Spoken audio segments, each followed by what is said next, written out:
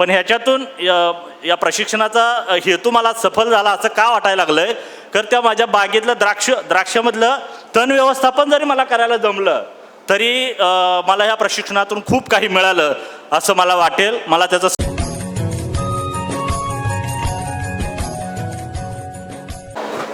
नमस्कार, मी संतोष मधुकर सिरसट, पडसाळी तालुका उत्तर, सोलापूर जिल्हा सोलापूर येथील एक शेतकरी पुत्र आहे.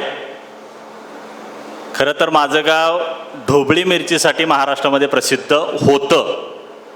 एक काळ असा होता की जी ढोबळी मिरची पॉली हाऊसमध्ये यायची, परंतु माझ्या गावातील एक माझा सहकारी प्रशांत भोसले जो इथं उपलब्ध आहे, तर त्यानं ती ढोबळी मिरची ओपनमध्ये लावली, म्हणजे ओपन प्लॉटमध्ये लावायचा प्रयत्न केला आणि ती यशस्वी केली. 11 महिने ती मिरची चालली आणि त्यातून त्याला चांगला फायदा झाला.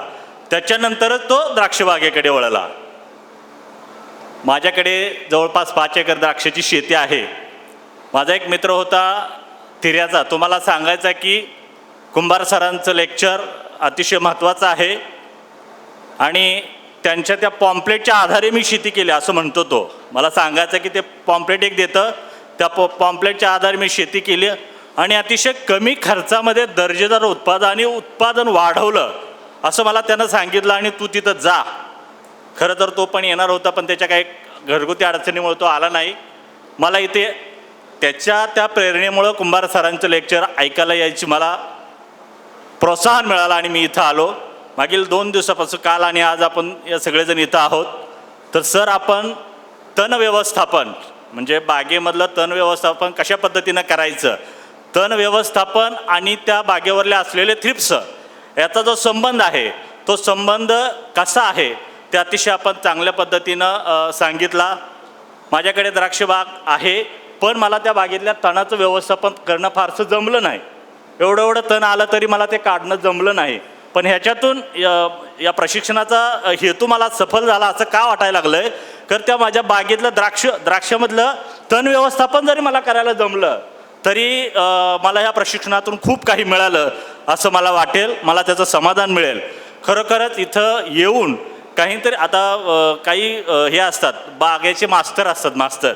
मी कोणाला दोष देत नाही किंवा कोणाला दूषणही लावत नाही आहे, परंतु सरांनी मगाशी सांगितलं की एक 10 दिवस यायचं आणि लिहून द्यायचं, त्या पद्धतीनं आपण स्प्रे करायचा. पण 10व्या दिवसाचे जे वातावरण आहे ते त्याला ज्या दिवशी तो लिहित असतो माणूस, त्या माणसाला माहीत नसतं काय आहे ते. पण त्या मास्तरांनी सुद्धा द्राक्ष बागायतदारांना इथं जे आपण 2 दिवसामध्ये जे सांगितलं आहे त्या मास्तरांना माहीत नसतं. मीही मास्तर ठेवला होता द्राक्षबागेसाठी, परंतु इथं जे डीपमध्ये नॉलेज मला मिळालेलं आहे ते त्या मास्तराला कधीही मला सांगता आलेलं नाही. 6B हे अगोदर घ्यायचं का युरोसिल अगोदर घ्यायचं, किंवा 6B आणि युरोसिल एकत्र घ्यायचं, त्याच्यामध्ये 0 बाउंड टाकायचं का नाही, असली काय भानगडच नव्हती सर. म्हणजे खरंच लिटरली मी सांगतोय, तो मास्तर जसं सांगायचा तशा पद्धतीनं आम्ही स्प्रे करायचं. पण तुम्ही जो म्हणता ऑब्झर्वर, ते ऑब्झर्वर व्हायला मला इथं आज आल्यावर मी घडलो किंवा मला शिकायला मिळालं. आणि त्या ऑब्झर्वरच्या माध्यमातून इथून पुढं मी बागेमध्ये फारसा यशस्वी झालेलो नाही आहे. यंदाच्या वर्षी 5 एकर माझं क्षेत्र आहे, परंतु 1.5 एकर क्षेत्राला माल होता, बाकीच्या उर्वरित क्षेत्राला माल कमी होता.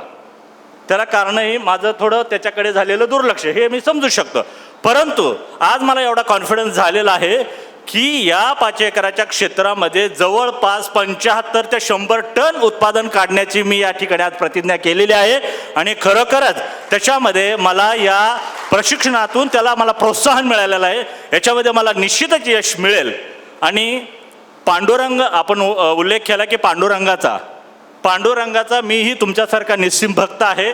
दर महिन्याच्या एकादशी मी पंढरीला येतो आणि त्या पांडुरंगाचं दर्शन घेऊन माझ्या शेतीच्या द्राक्ष शेतीला मी नव्यानं पुन्हा सुरुवात करायचा प्रयत्न करतो.